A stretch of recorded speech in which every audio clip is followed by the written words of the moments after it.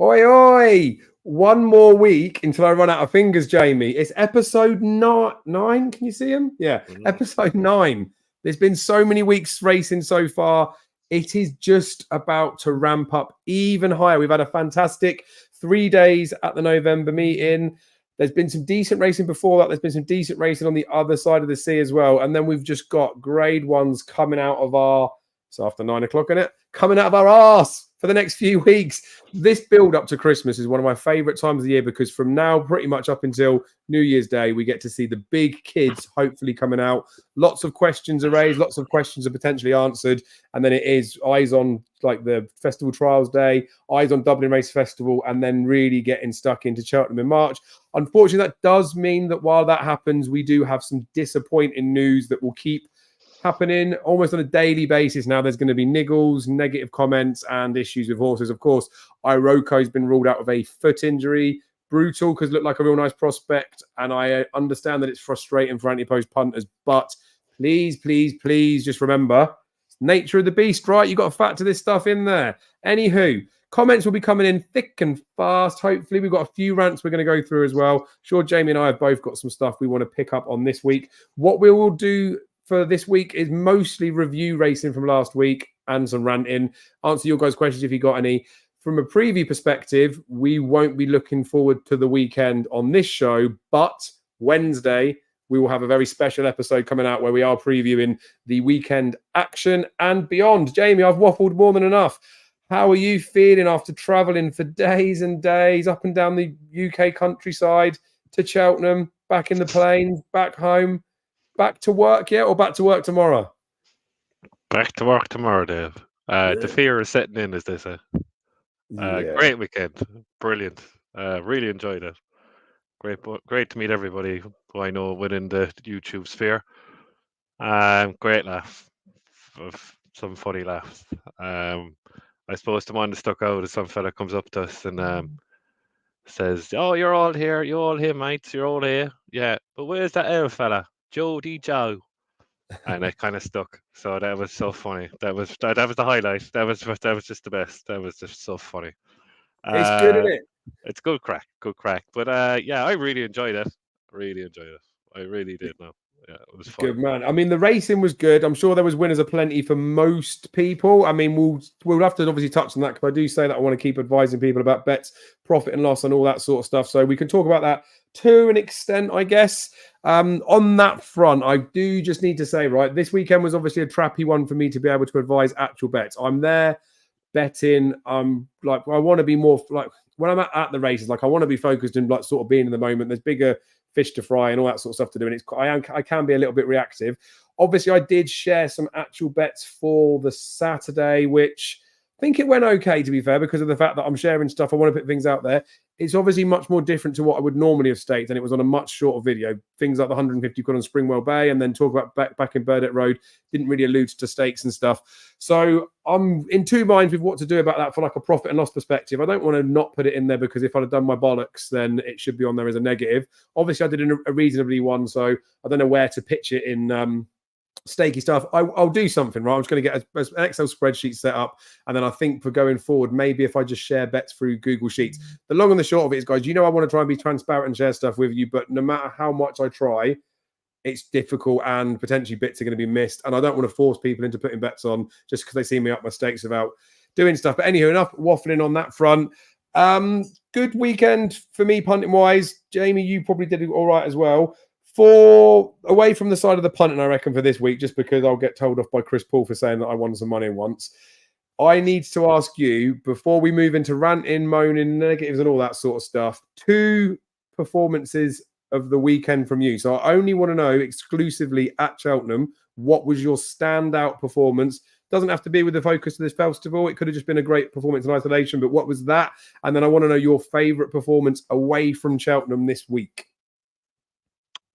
The 2 that I liked, Dave, that caught my eye and really impressed me was Burdett Road was one. The biggest crib, I suppose, of Burdett Road is obviously what has he beaten, number 1, and number 2, we haven't seen a proper Willie Mullins try and pearl horse out yet, and that's the problem. He's going to be judged on that, unfortunately. But He looked like he was miles behind in my eyes, and all of a sudden, then he just scooted up the hill. But as I said, what is he beating? It's a good, nice horse for the English to have, in fairness. And of course, I love Stage Star. I think Stage Star is a really good horse. Got a bit of a heart attack. I was standing by the last fence and he overjumped, and I thought, oh no, just my luck that I'll never ever back another Paddy Power winner. But he won, and onto the Ryanair. He's a serious player in the Ryanair. You have to give it with the weight he carried. It's been interesting to see how much the handicapper gives him. But it doesn't matter really because he's a grade one horse around Cheltenham. He's probably a stone better, if not more, a stone or more better horse around Cheltenham, and he seems to love it there. So away from Cheltenham, I suppose Fast Side Vega did what he did. Bob Bollinger came back, which is very interesting, and Bob Bollinger battled for once, so that was nice to see. But I thought the one horse that stood out for me in a race that was slowly run, and he was given a lot to the favourite, and the favourite was well back to the bumper at Navan, and my trump card was the favourite. But I was really impressed with Springton a mare for Gavin Cromwell. I think if they stay bumpering with him, he's a serious player, I think, for the Cheltenham bumper. He looks like he wants pace, and hopefully there'll be a lot of pace in the Cheltenham bumper. And I think he's really is a horse to follow for the future, Springton Lemare. Nice. Right. I mean, I might as well follow that with the fact of what I thought were good performance. I mean, you've covered the majority of it there. I do think probably my favorite performance of the whole entire weekend is probably I wouldn't say the most obvious one, but I've got to say Jonbon, right? Because I've turned a little bit of a corner with this horse. You know, me and Darren had done a video a couple of years ago. I do my bit where I say about breeding and you can't get too excited because it's full related, like it doesn't really work and maybe things like that. But he's a horse in his own right. And the way that he took it down the back straight and went a little bit faster, sped things up, and then I know it looked like he finished slow, and he did a little bit. Edwardstone didn't really close in on him, but they were entitled to go slow for the fact that he went so quick in between. We obviously heard straight after of Harry Skelton's comment saying that he's never been that fast on that ground around Cheltenham. Obviously, paying testament to how good Jonbon is. But I thought that run at Sandown the back end of last season made him look like, it was hard to say, but I'd say almost like a stone better than what he ran in the Arkle. And what he did there in the slower first time up, to me, almost validates that. It looks like he is far improved already from an Arkle, and that's come fairly quickly. It's just really exciting for the fact that it's a proper race. And then Daryl did ask me, he said, do you ever think that Jonbon could beat El Fabiolo? And before I was much in the camp of, well, if he doesn't beat him in Arkle, he can't. But then after what he did at Sandown and what he's done at Cheltenham now, I would genuinely believe that he has got a chance to do an El Fabiolo. They're both on an upward curve. They're both smashing stuff out. I felt a little bit like Jonbon was going to be almost like it was going to almost be like a 180s performance, but he did slow up a little bit up the hill. So he obviously still got a little bit more to find to get himself in the legendary status. But fuck me, it's going to be an insane race. We've had loads of these duels in the years, haven't we, where they haven't just quite worked out, whether it's been like Duvan versus Alti or whether it was Shishkin against the Nergamin. You get to these lineups and then they just, I don't know, they disappoint slightly, I guess is the way to say it. I can't see El Fabiolo Jonbon disappointing. I reckon it's going to be a proper tussle. So again, I feel like it's a fairly obvious one, but I was blown away by him. I thought he was insane. I do have to give a mention to Stage Star. I know you've already mentioned it. He was, for me, I was away from the front of the market. I guess I just didn't believe what he'd done was good enough to be in the picture for open company chasing, which is why for 155, I think his highest RPR before that race was 161 maybe. I just thought you need a stone in hand to go and win a handicap like that. I didn't think he had it in him, but that performance was something else. And like you say, he's probably a stone better horse around Cheltenham. So he's a proper horse. Real good performance, especially from Paul Nicholls to train him as well, just going in there first time up as well without a prep run, insane. 171 was the RPR that's come up. Allaho was 170, wasn't he, in his little Durkin. The interesting thing as well is Frodon, when he ran in this race, when he was beaten by the Gary Moore horse, can't remember its name, but he ran second to it. He got a racing post rating of about the same, in and around the 170, I think. And then he did go and win a Ryanair. So from Stage Star's perspective and all that stuff, I know it's shared by Road to Cheltenham, but I was probably in the camp of the people that didn't think that he was capable of those sort of performances before. I know lots of people did think he could, but he hadn't done it for me before then, but he definitely did it on Saturday. And that was like a pretty shattering performance. It was a good Paddy Power Gold Cup on paper, wasn't it? I'm glad probably one of the ones towards the front won it. Anyway, that's enough being nice about stuff. I mean, we're nice anyway. Shall we have a look at some rants before we get excited? We will review the action from everywhere properly after, but we just sort of lured you in there with a bit of the favourites. Do you want to rant? Do we go to the emails first and then between us we rant? Or shall we just do Carter Corner first? Because every week there seems to be a Carter Corner, doesn't there? I think we've got to kick on there. Right, first and foremost, you guys in the comments, I'd love to know your thoughts on this. I spoke to so many people about this while I was at Cheltenham. Obviously, we were there on the Saturday. We had the whole build-up of this type of thing as well. This wasn't just like an overnighty type thing. What I'm talking about here is the fact that this is how mad it sounds, mate, right?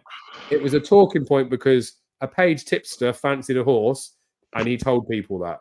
That's what the story is based in it. Daryl puts up a 5-point nap at Cheltenham.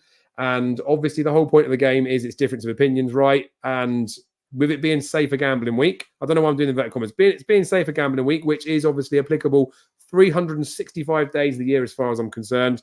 He got a bit of stick, and it didn't sit right with a few people about the fact that he was putting up a 5-point bet there. And then I guess a lot of it was coming back from the fact that people were maybe, I don't know, looking at the class of the race, looking at the trainers, even though you're not allowed to say anything about trainers. Oh yeah, you can't say that trainers don't plot or anything like that.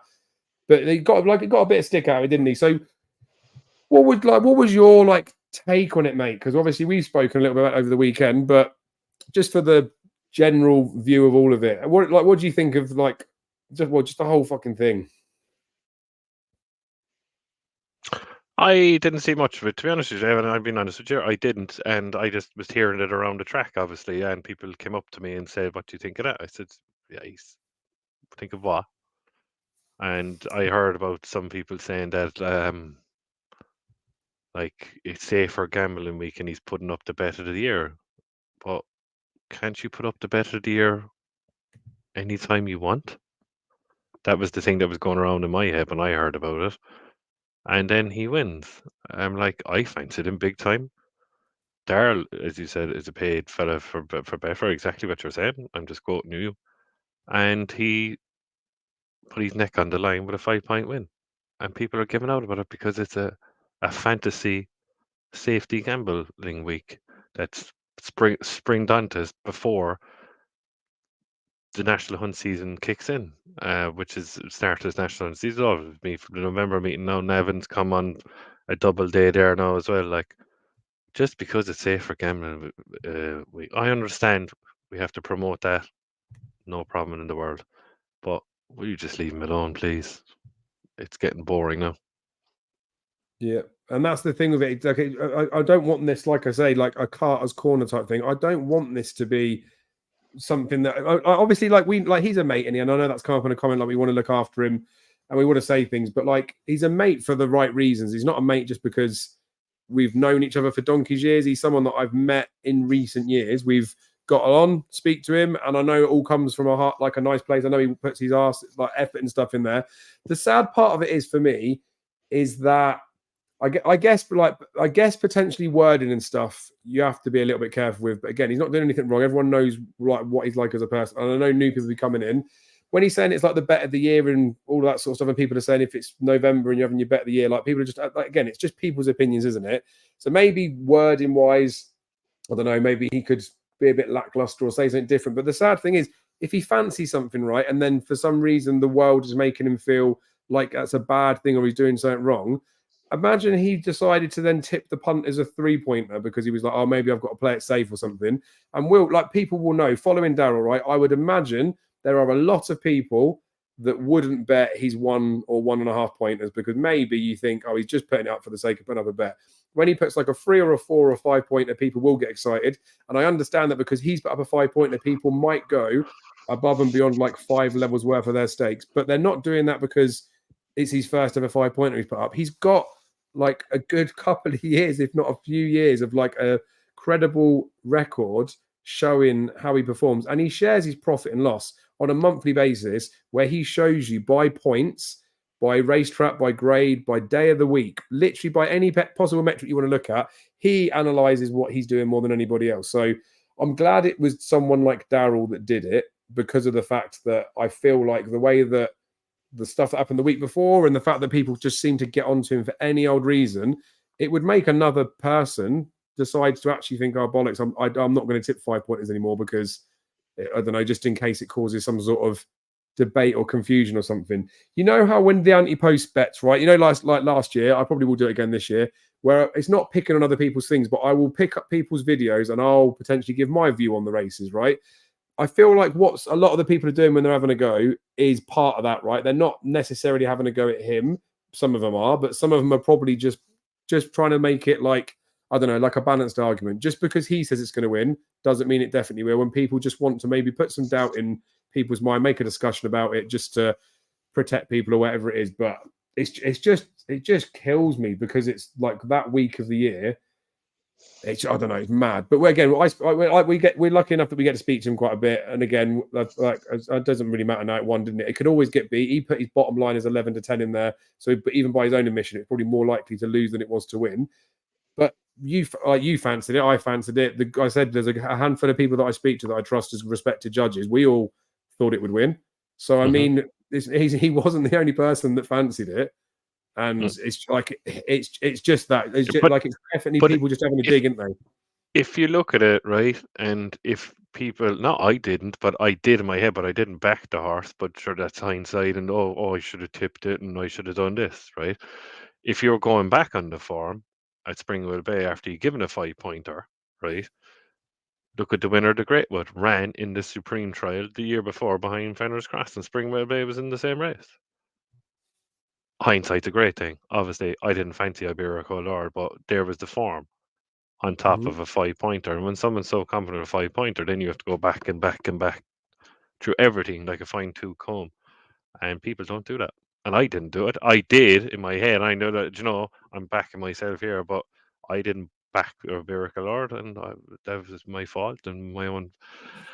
Like if it was kind of the old saying, when you put it into your head and you say you back it, it won't win. Then you don't back it, it wins, and that's what happens sometimes. You just have to get over that fact. No matter, it's part of gambling, isn't it? Absolutely. And again, it's tricky with all these parts of it as well, because again, I don't know what he's supposed to do to win. Like if he puts up a 6-4 shot at 5 points, which seems less of a risk because it's got more percentage chance to win, would people be less opposed to that? Or would he just get shit for putting up a 6-4 shot? Anyone can do a 6-4 shot, can't they? It's mad. It's very much the case of like whatever he's doing, he's just getting some stick at it.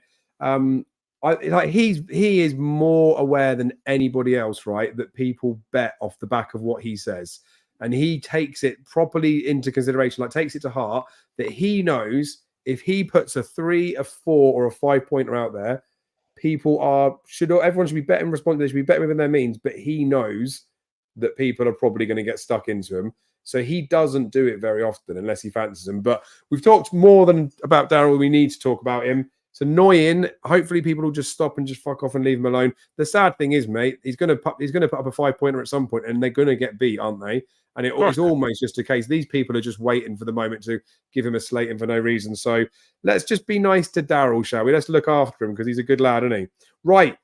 Other people's rants, because a few came in. Shall we have a little read through of those? Do.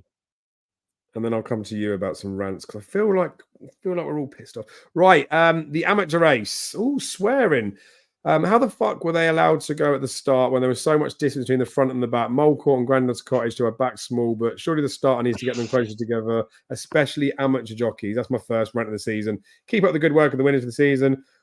Oh yeah. All right. Well, I've had a personal invite to meet up with this person, so that'll be a good one. But yeah, well, amateur race when they set them off. Do you think it makes that much of a difference, I guess, first and foremost? Because, there was the Irish race as well, where the lad got sent off on his own when he was spinning around, didn't he? He pulled the horse up at the first hurdle. Wexford or something, he ran out or something, did he, on Friday, was it?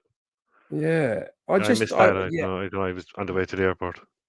It's hard, I think. So, I know, obviously, they've got to try and get a good start, and sometimes it is really bad, isn't it? But people would moan if they pulled him back as well, wouldn't they? For me, this is probably bad to say it, but I give more of a shit about it if it's a better race.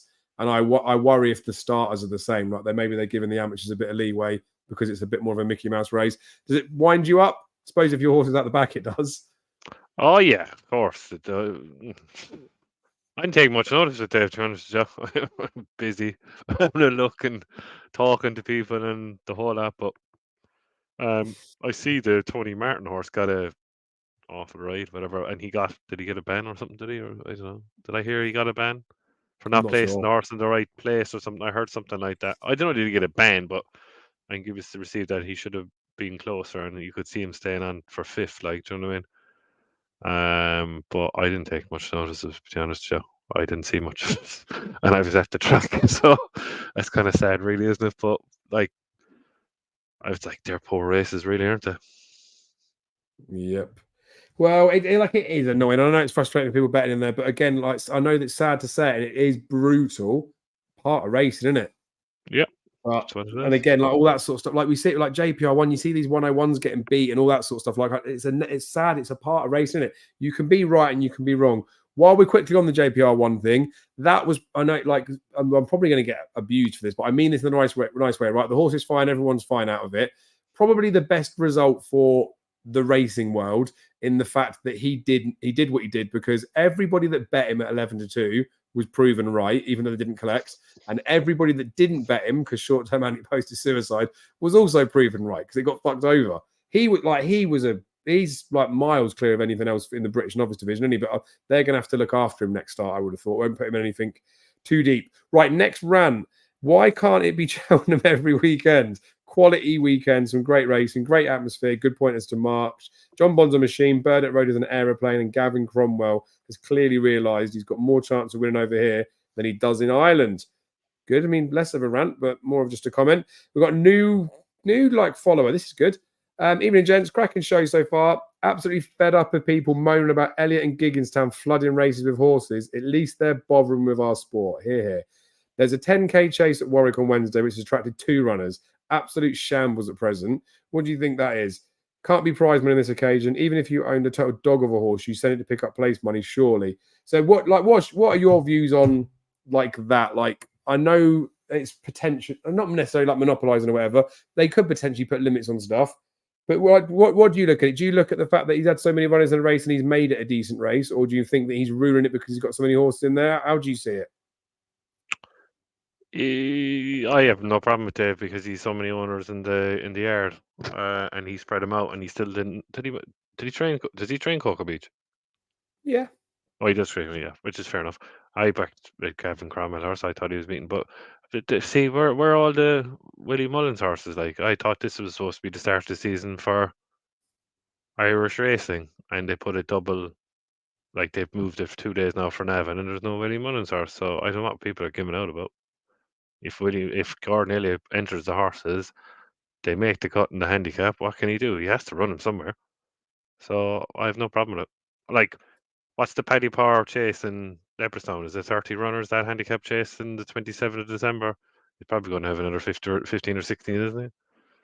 But that gets back to my point, Dave, about what they're doing with the National. That's what's going to happen. Yeah, and it will. But that's where it will be a slightly different beast. I can understand the frustration if they're putting loads of horses in there just to force like their competitors out. That's potentially not okay. So if he ran 15 in the Troy Town just to make sure that Willie Mullins' horse didn't get in or all that bits, then it's a bit unfair. But even like that, there, right? I know we said about the Willie Mullins stuff, and it's nice to have the duels and the battles, isn't it? But as a punter, I do care who trains the horse, of course we do. But as a punter, I just want to see the horses running in the right races. And if it happens to be that Willie Mullins has got the 5 best 2-milers, like 2-mile novice chasers, I want them all in the Arkle, and he will run 2 or 3 of them together. Gordon Elliott would be the same. He's quite happy to run a couple or a few horses against each other. And you have to take it both sides, don't you? If they're happy to do this, like he did it before, didn't he? He runs like 3 of them, Dice Up Dynamo, was it El Fabiano, Dice Up Dynamo, and Appreciate in the Dublin Racing Festival against each other at 2 miles. Nicky Henderson and Paul Nichols won't even run their horses at different trips against each other, and that's why we've got 2 horse races on Wednesday, because they want to just run one of their horses in every single race rather than potentially handing a load of them. I know obviously the bigger handicaps, they do a few, and I'm probably being a bit mean to them, but I'd rather, if Willie Mullins has got the 10 best horses in training at a trip, he runs them all together. Doesn't need to be competitive across the yards, but they should. I think it's a good thing. I don't mind it. I understand what you're saying there, 100%. But I know what you're saying about Paul Nichols and Nicky Henderson. There's more prize money at the DRF than some races, double the prize money than the Yeah. races at Cheltenham, and they're giving out about the 6 week gap, right? And they're giving out about prize money in the UK. I just don't understand, Dave. I just really don't understand why they're not over here. I really Agreed. don't. Like, they're going about costs and all that. It doesn't matter if the horse wins, you'll cover the cost, no problem. Well, exactly. Yeah, you have to have it. They're going to have to give it a go. They really are, and it'd be great spectacle. Will it take a bit away from Cheltenham? Maybe it will, maybe it won't. But that's the risk you take, obviously, and we're in a sport that risk attached to every angle in the sport. So they're going to have to give it a go. But that's It'd where be great to see. It'd be great to Well, it see. would be, but that's where like the Gavin Cromwell coming over here because it's easier to win races. At the moment, it's not difficult for Nicky Henderson or Paul Nichols to win any race they want with any horse. Like even the one that ran, was it today? Was like there's loads of extra today, weren't there? Loads of like massively odds on shots. But they've got like these nice novice hurdlers that will run. And I know it can happen, right? You see it over in Ireland as well. There might be some. But do you remember when Fernie Hollow and Bob Ollinger ran against each other in a maiden hurdle? Like that's mental. Over here, they would never let it happen. And because they've got such an easy time, it's not like they look at, say, the Cheltenham fix this weekend and be like, oh, bollocks, I want to win a nice handicap with this horse. Maybe we'll send them over to Ireland for the Troy Town because there could be an opportunity there. There will always be an opportunity over here because there's just far too much racing. I did a video before, didn't I, about the like the official ratings of horses, British horses, and how in a ratio perspective, the Irish horses are so far ahead. That was 2022, 2023. No, 2021, 2022 was the last one I did that, where we had I think it was 81 horses rated above 150, maybe. I think it was 47 horses above that was from the back end of last season. It's just getting worse because they've got too many races and they just dodge each other. It's one of those things, it's shit. Not a lot can potentially be done about it unless they just limit the amount of races that are going out there. But this almost like a sad thing.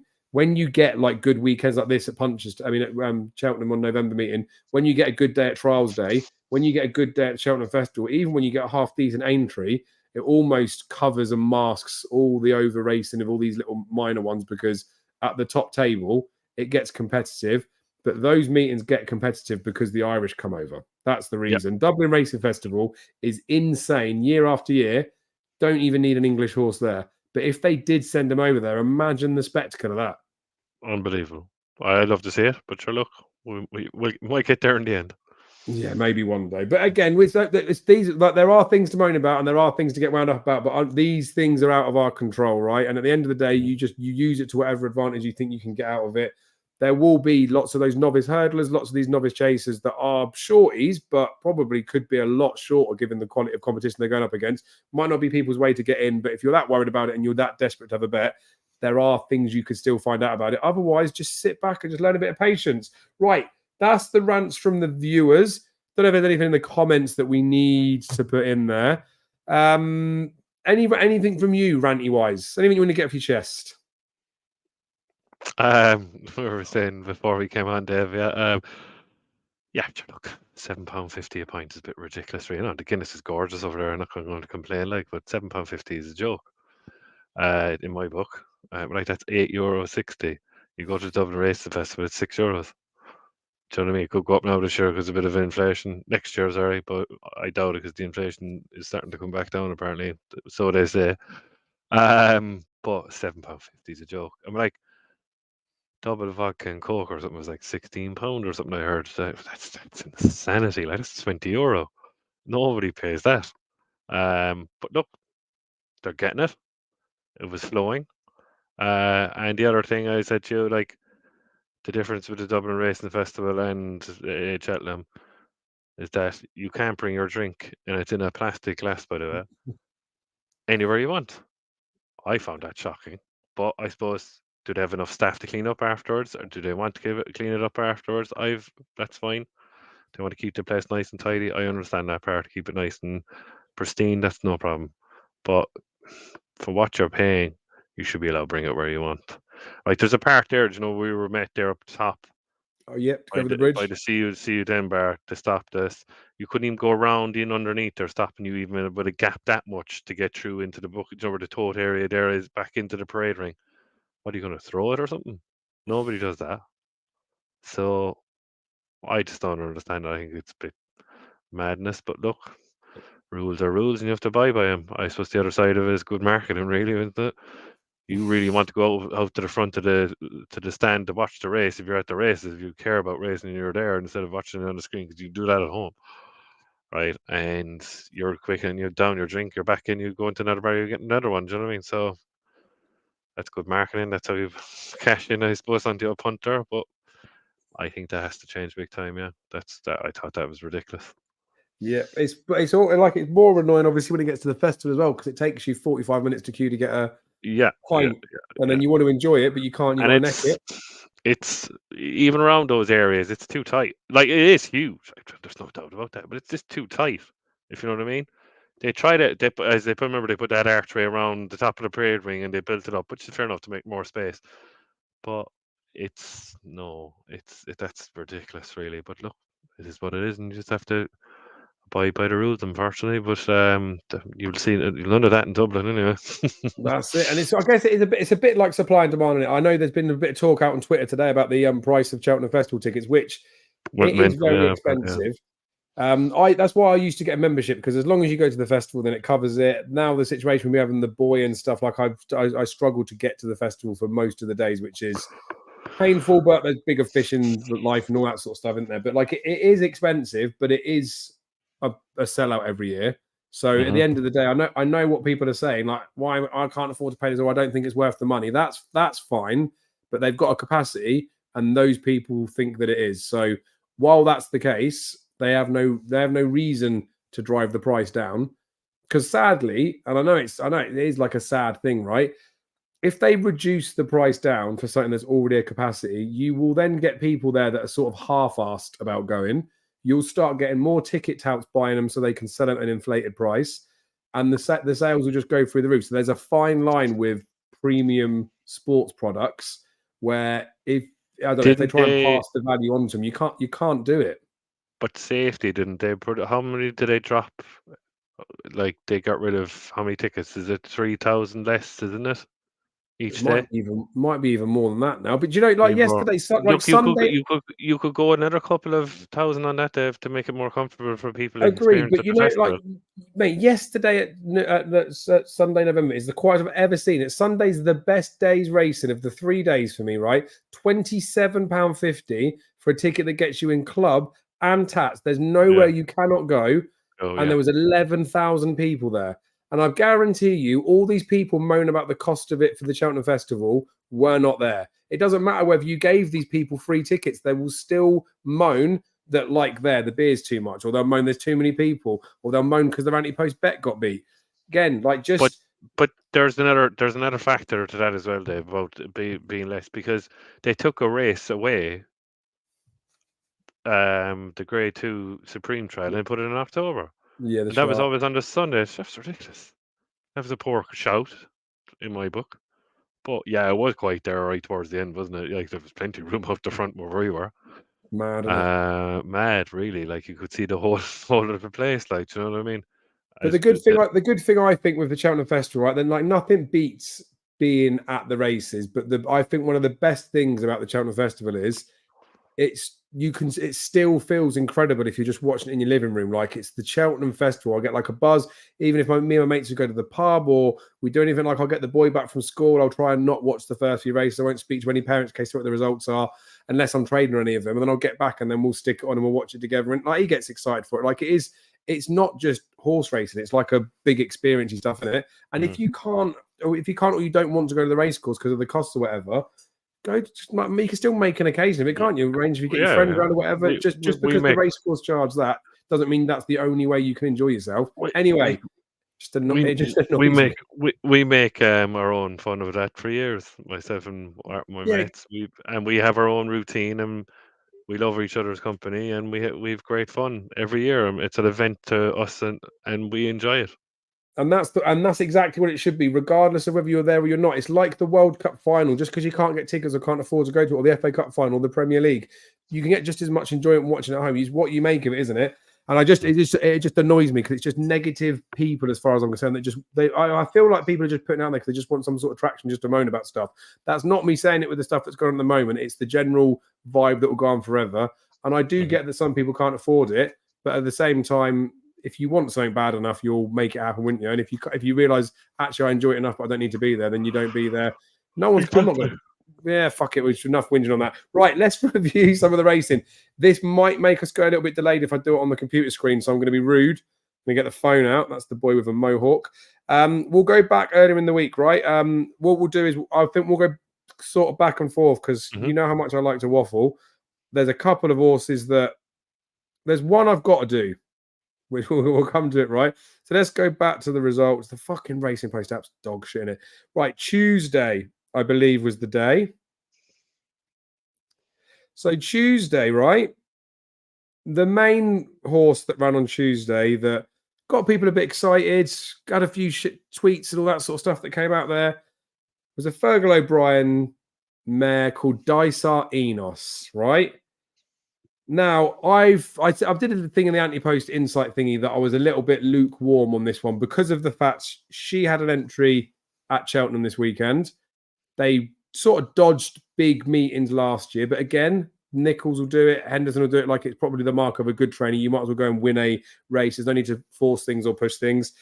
She didn't really beat very much. That parking fine for Stuart Parkin, I remember a few years ago he was asking on Twitter for people to suggest the name. I actually suggested the name Parkin Fine, but I never got any credit for it. So thanks for that, Stuart. I did get an umbrella from him, but like the formula doesn't necessarily stack up, right? She's jumped beautifully. She's like, I think she's jumped right in the end. She jumped beautifully. She's gone quick and away from in the end. It was a decent performance. It looks nice, right?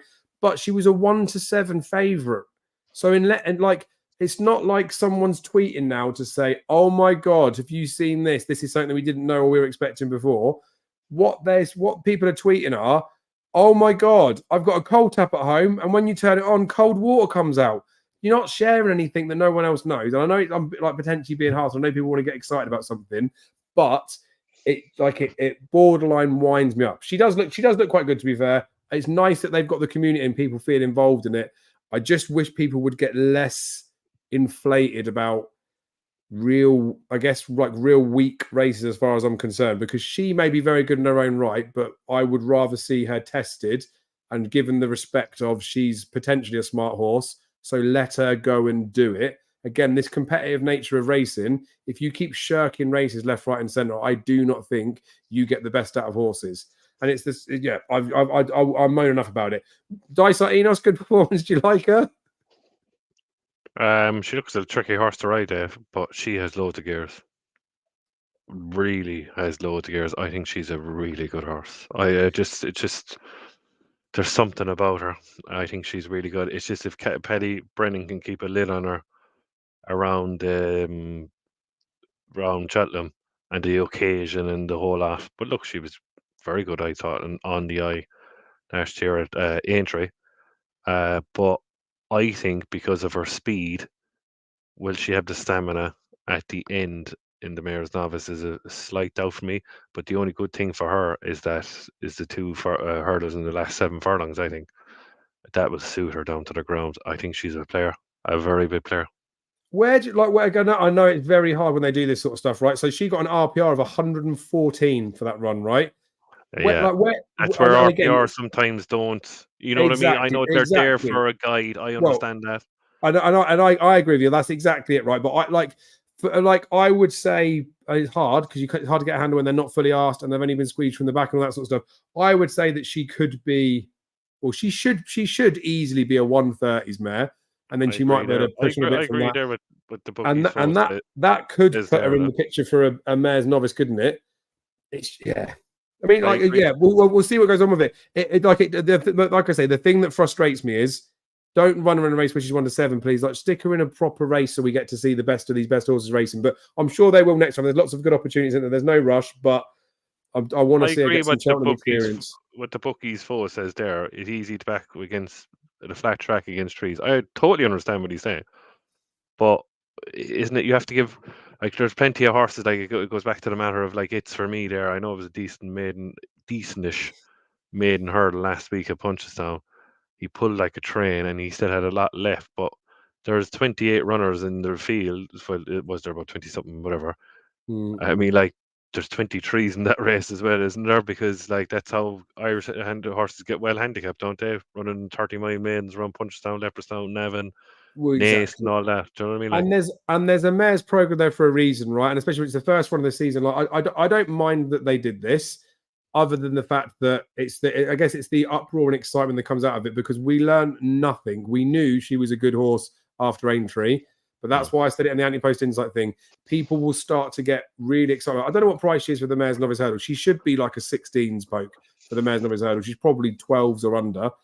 And again, like it's fine, but the bookies are onto this, right? Aren't they? Like it is with sometimes the owners group horses or these popular like Twittery sphere horses. They will be sort of shortened up when they should be. Anyway, I've talked way too much about it. I'm honestly, and I know I sound like a dick when I say this stuff.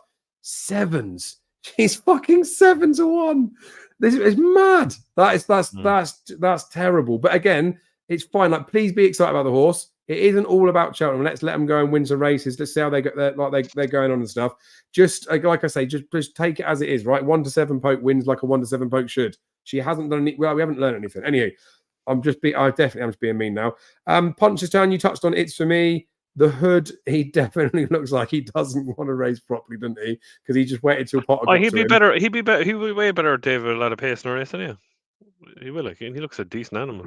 I was surprised he had anything left when he came up the straight, and he found a bit more where the rest of them not obviously weren't good enough to go past him. End up in a county, do you reckon? No, he'd be in the spring. Well, that's what I'm hoping. He'll end up being like a Santois, where they thought he was the supreme horse. He'll like balls up a little Yeah, bit. it could be that way. End Yeah, up in a but county. he'd be less. I was sat right when he won the 139 when he won the county hurdle. Could have been a bit less. Madness. 131 was it? Yeah. Yeah, look, Madness. I know. I There think were it'll some be good great. ones. A mare I do want to touch on just tiny bit. I don't know if you watched it on Wednesday. Was Gala Delito. She got back to winning ways. I did. Yeah, she looks slow, doesn't she? I watched I watched the race. It's But she's killing obviously me. she's nowhere else to go but the Mayor's Chase, Dave. Where else is she going to go?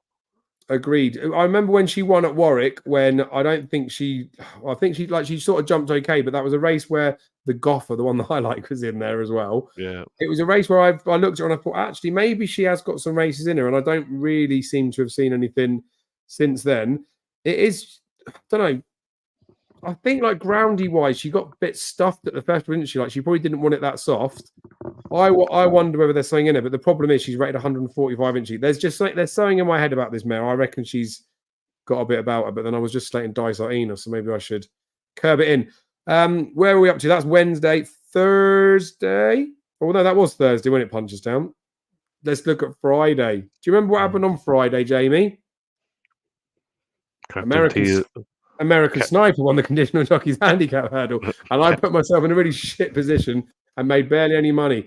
What did you make of the racing on that day? Right, so like you've touched on Captain Teague there. What did you make of the race, or like would you make all of the Friday stuff? Like Imposed Trois looked pretty good, didn't it? But at the end of the day, it's 127 horse, no longer a novice. Is what it is, isn't it? The Captain Teague race, right? What did you make of him? Because I've got an opinion on what could have happened in the race.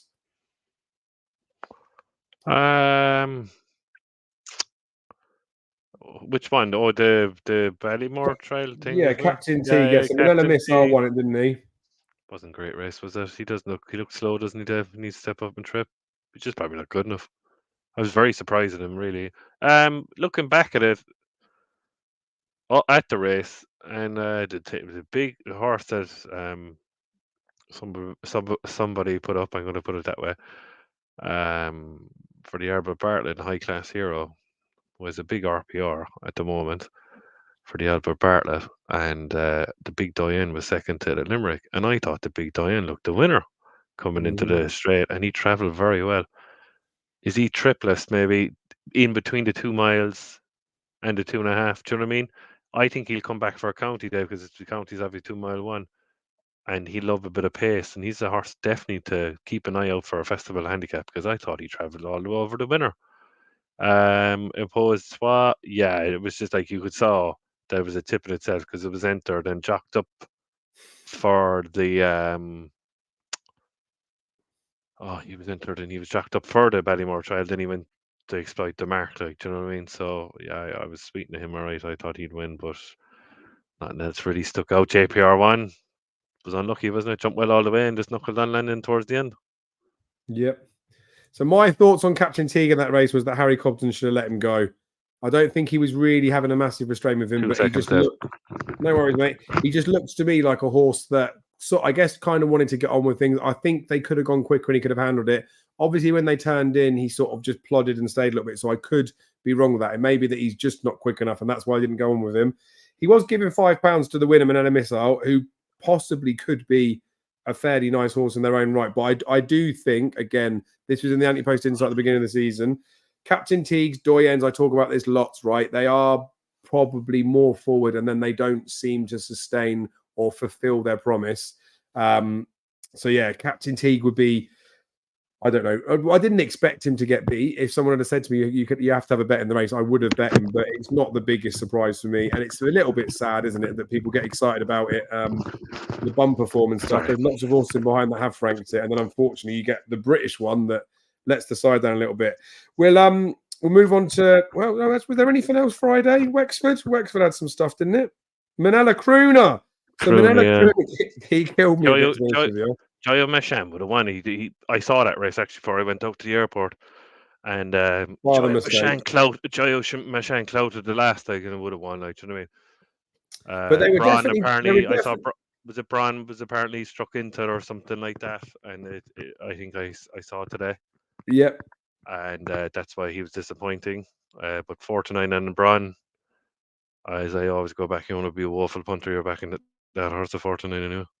Agreed. The sad thing was though, like Manella, that almost the market suggested that Manella Crooner wasn't potentially trying because he was a bigger price than Joyo Machine. I know Joyo Machine probably, like you say, if he jumped the last, probably would have won, but I was semi-disappointed, right? Because I didn't bet Manella Crooner. I thought he was a horse for the later in the season, maybe in a handicap. Going and winning that, I don't know what they're going to do or where they're going to go with him. Who knows what it's going to do to his mark, but he won, didn't he? And he was on horses to follow list. Well done, Dave. Real good there. Right, Saturday. Burdett Road, you've already touched on. Christ almighty. He was, to me, so far out the back, so confidently ridden that I thought to myself, I was a little bit worried maybe if the ground or any of that sort of stuff. I thought the way he was being ridden was, right, Harry, right, we're here. We might as well get some Cheltenham experience, but don't give him a hard time. And if he manages to pick up a few places or anything like that at the end, we'll just see how he goes. It felt like that type of running, that they were riding with no expectations. Then to see what he did off the back of it, I still don't know whether that was the case, whether they expected him to do that or whether he surprised them a little bit as well, or Harry knew that he was that good and it's the ballsiest ride you could ever see again. Like he was real good. I mentioned it in the video. Like the way to look at that race was because the French horse was in, you were getting 9-4, 5-2 about a horse that is in the talking picture of a triumph before that race anyway. And I know it was potential. He needed to back up the Huntingdon run. He's done that 2 weeks after running at Huntingdon, or 13 days, whatever it was as well. Probably that has taken the keenness out of him, but he's entitled to not really be 100%. Wasn't the best at a few of his jumps as well, but it's very similar to, I know it's not in the same league as the Fazavega, but serious engine on him. Whether he will actually be able to make fully into like a triumph contender or not, I don't know. But there was enough in that performance alone to say he's by far, well, he is going to be the best British novice that we've got, and he deserves to definitely be in the conversation. I thought he was good. I mean, I know you do as well. The Novices Chase, where Broadway Boy was eye-catching, like wide margin winner despite making mistakes and things. What did you make of that performance? Do you like Broadway Boy? Yeah, I did, Dave. But obviously, Frank the form of Florian Porter. I like in the October meeting, you could see that it pecked on landing, didn't it? After the last bit, Broadway Boy, they all kind of jumped the last bit, with all being caught. But Florian Porter had more gears in it. But look, it was a great front running ride. But if he's on my, I don't think it should be in anyone's mouth for an RSA. A Browns. No way. But it was a good performance. But like, like even if Florian Porter ran against him now, Florian Porter would still beat it. Even if he's up, down, wherever Florian Porter is at the moment.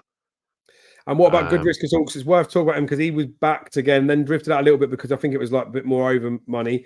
He, for me on Chase debut, was real good at jumping. Considering I didn't think he was that good as a hurdler.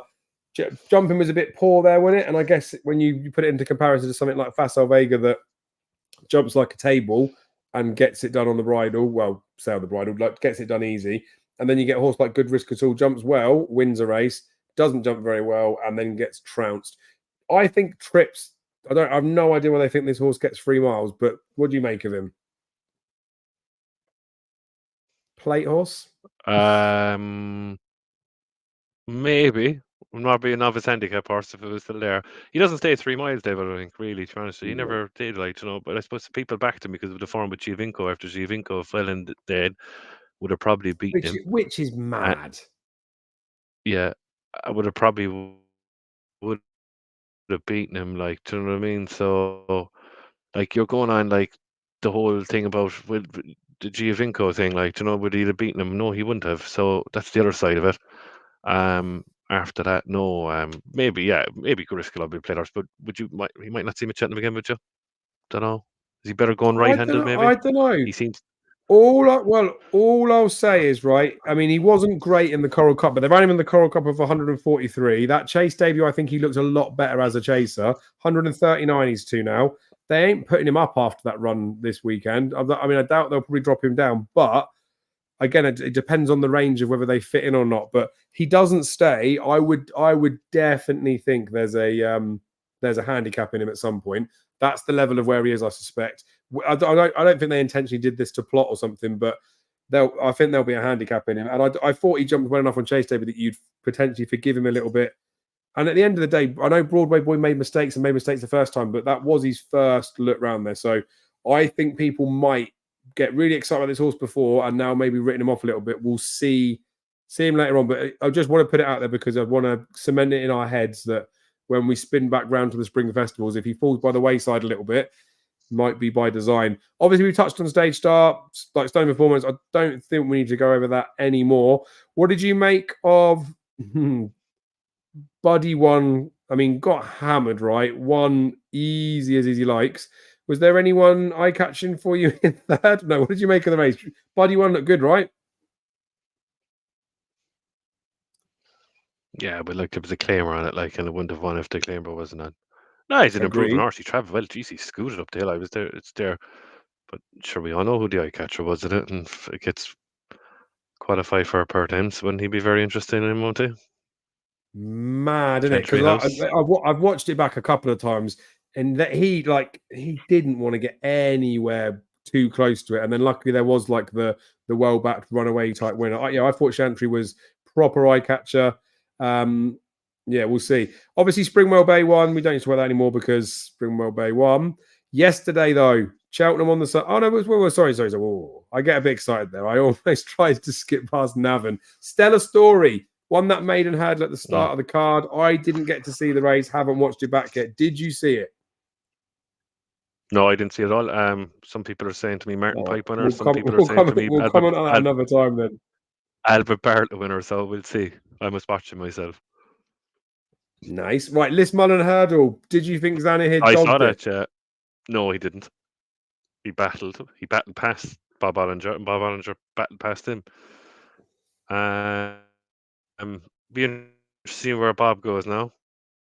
I'd like to see Bob in a 3 mile Christmas hurdle, and we'll see after that. Do you know what I mean? Yeah. You can't judge Bob to the next race, really. If he's back, or if he's slightly back, or is he back to anywhere near his Ballymore year. But to me, it was the first time I've seen Bob Ollinger battle. Because like it was exactly a carbon copy up the straight of last year's Home by Lewis. He's travelled like the winner, and then he found the last day, which was great to see. So hopefully. But yeah, you can't judge Bob Ollinger till next time out. Yeah, agreed. What do you make of Captain Guinness as well? Like that grade 2 for Trier looked like it could be okay on paper. He's gone on one comfortably, and but like he's not in the conversation for anything, is he? Or is he? Sure, very disappointed in horse that I bought into, Dave, and we all kind of bought into once upon a time was Dysart Dynamo. Like if you can't be Captain Guinness getting £11, wow. Is you just better on a flat less than 2 mile race? Do you know what I mean? A mile 7.5 is that Dysart Dynamo in a nutshell, but he won't be getting any ever again. Getting any my cash anyway, put it that way, too. But very disappointed in him. Where do they go from here?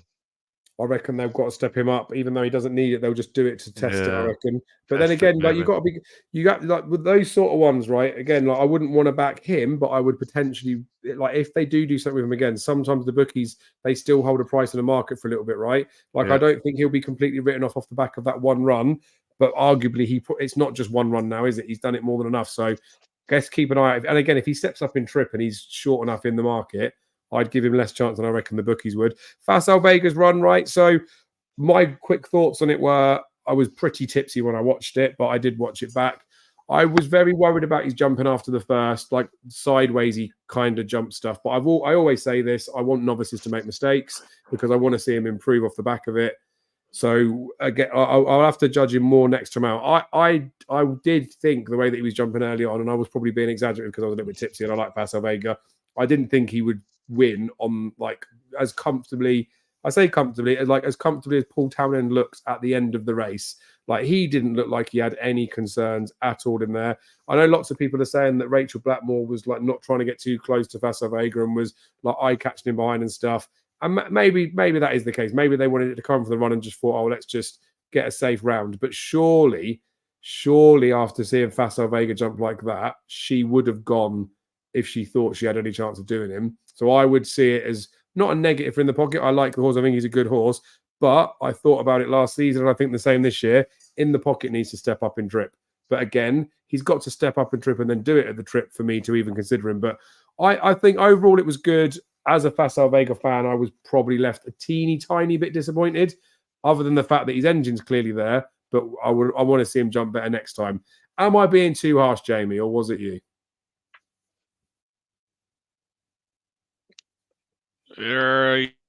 Yeah, I saw kind of the skew if jumps the right a small bit, Dave, but to me, no. The engine is still there. Once the engine is still there, bring on Marie Nationale to me, like, you know what I mean? Like, but it'll be very hard to see. It all depends on Marie Nationale if he can jump as well. In the pocket, obviously needs to step up.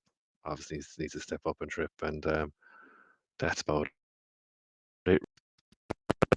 You make your decision then. Do you know what I mean? Super. I suppose the next race, I'll keep going. In the head, it's just in the head there because I've seen the comments.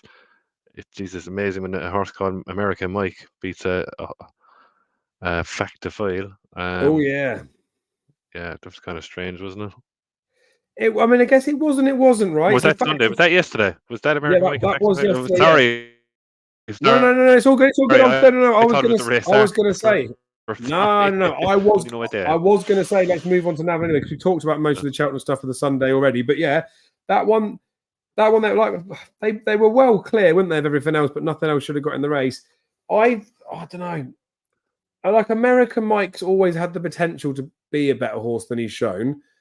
The thing that makes me a little bit sad is like Patrick Mullins is already coming out now and he's saying that Factifile's the 4 miler. Willie Mullins has obviously said he wants to get him over fences. Of the two, right? Like I know it sounds mad, but I was surprised that he went off the price that he went off at when they apparently love him and he's a fantastic chase and he was all that good. Because like you say, it's a bit funny to get beaten by an American Mike. But the price they went off, it was almost like I think the right people knew that this horse isn't the grade 1 horse that people are trying to make out that it could be. No, I agree with you. Because now if you look at the way Captain T was and him going up the hill now, that they might be just slow boats, do you know what I mean? Like, so, but look, if he's national chase horse, he's going to be back, doesn't he, for it? That was the only 2 races I saw yesterday. It was the Fact to File race, and obviously I was there next to you watching it, and the Tri-Town. I backed Limerick Lace, was my only bet in Ireland on Sunday. I backed it at 10-1 each way. They'll add some OJ from the Cheltenham Exchange we were talking about, and we quietly fancied it, and we backed it. And yeah, I was disappointed.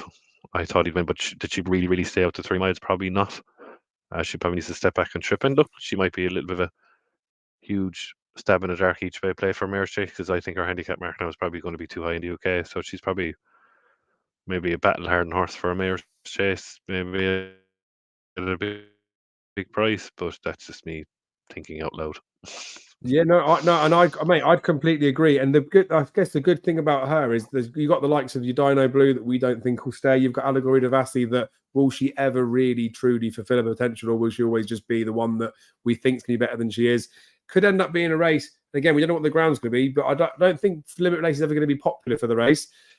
You could get a soft ground festival where it's a bit more of a test over 2.5 because it takes some getting. So that would play into her strengths because we know that she does stay a bit more. She's one of those, like, you wouldn't bet her anti-post. You'd see what she's doing. But like you say, she's definitely, regardless of what she does after this stuff, you've got to keep her in your head for the fact that for a race like a Mare's Chase, she's got to be in the conversation. The other race at Navan on the Sunday was the Monksfield Novice Hurdle. Croke Park was out again fairly quick. Looked like quite good battling, but was in beating Mel Monroe, wasn't it? We saw Mel Monroe run at the October meeting. Where was she beaten by? Yeah, behind Incanto Bruno. Does that make Incanto Bruno look better, or does it make Croke Park look worse, do you think? Catch 22, Dave, really there, isn't it? It all depends on your choice of, like, Incanto Bruno look better on the eye, doesn't it, than Croke Park. But as I said, I'll have to watch them again and make my own decision. Yeah, I mean, the main thing is Croke Park could scream as one of those like little plotty jobs for the Martin Pike, couldn't they? Could be. The only thing I will say is, like, it was a weak enough grade 3 on paper anyway. It was weak enough, yeah. And you have to remember that even though they get the job done and they've won a grade 3, they're not going to step up. Like, he should have been dotting up in there for me. I know I'm probably being harsh, but we've got to whittle them down a bit, otherwise there'll be too many in the conversation piece. Right, we've already talked about Cheltenham. We talked about Jonbon. We talked about Iberico Lord. Like, people are saying in here as well, like, he's got some weight off his handicap mark. He probably wants a little bit further as well. He's another one that potentially could end up being a pipe horse. I think we've mentioned about 11 pipe horses just running the last week. Brecon Castle, right? My dad, it was his best bet of the whole 3 days at Cheltenham. Wanted to get stuck into it. He did have a few quid on. He looked quite nice, to be fair. I would not potentially be getting too excited about it for, like, future prospects. He looked quite good. I back Flyer in the race. Yeah, I back Firefly in the race, and I thought, look, I think he needs a bit of pace, and he looks a bit of an awkward ride, doesn't he, Firefly? But there's a bit of potential in there. He will win races, but that Brecon Castle looked good, all right. I will say that. Is he a champion? And I would say as well with that Brecon Castle, right? He's a dog as well, this Brecon Castle, but he's a dog that gets his head in front. So he's not a Mr. Coffee. He's not like what we thought Sky Pirate was before, or a single farm payment or something. He did it in his point as well. Led, something came to him, and then he just, like, pissed about a little bit. And I think he did that a bit at Cheltenham there. So he's one of those that, while he would have to step up to obviously, like, massively step up to get in that sort of thing, there's a nice bumper at Newbury, which typically can be appointed to like the best British horse. Ballyandy's won that in the past before going in there. It's like, it's a big step forward to be able to do it. He's had the two bumpers so far, so he can only run one more before he could go to Cheltenham. But I would half try and keep him in the back of your mind. We know the Irish horses do better in the bumpers, and that is all fine. I don't know, he just might be one to either bet again if he runs that Newbury bumper, or to keep half a mind on there. I do think there's something in his head that he doesn't want to do stuff properly. And I see that as a positive for some reason with this horse, because he actually is winning, but he might have a bit more up his sleeve. I reckon that wraps up the reviewing of that stuff. Like we said at the beginning of the show, we will be doing a preview for the weekend. Wednesday, that will be published. Anything else, Jamie, you think we need to say to the people, share out there? No. Sorry for the quick, sharp answers, but we've had what do we have? A heavy weekend, Dave. So we had a very heavy weekend. Hopefully, we'll be much better next Monday. I'll be much better next Monday anyway. But yeah, as you said, we have something in the line for Wednesday, and we'll share our thoughts on that. Absolutely. And we thank you guys as well. It's awesome to Thanks, see so Bev. many people at the Thanks, races. We've everybody. got, like Joe's already said there, got to meet Joe there, met a few more of the Cheltenham Exchange guys, see him again. OJ's first time at Cheltenham as well. That's what it's all about, right, guys? Like this community bit, by being friendly, being nice to each other. It's just nice to be nice, isn't it? So next time Daryl Carter's getting some stick on Twitter, stick up. I'm joking. Don't like, it's not even worth getting involved or saying that sort of stuff. The way the world works now, especially with the social media things, are they show you whatever people potentially like. So when some twatty people get involved in stuff, this will apply to other people that are sharing content out there as well, or just you in general. If you're having an argument with someone on Twitter, if someone's a bit of a dick and they're commenting on something that you're looking at, Twitter will suggest all the dickhead people that are similar to them to also look at it. And then it just literally flocks them all into one little heap of it. So again, like, social media is a great tool, but at the same time, it can also be absolute bag of shit. Don't take it too seriously. This is why it's good to have people to talk to you, right? Trust the people that you like, keep close and you want their opinions of, and to some extent, fuck what anyone else is saying. But listen to us because we know everything. Anyway, we'll wrap it up. We will see you guys on Wednesday, and there's some seriously good racing to preview this weekend. Thank you for your guys' support, and be lucky.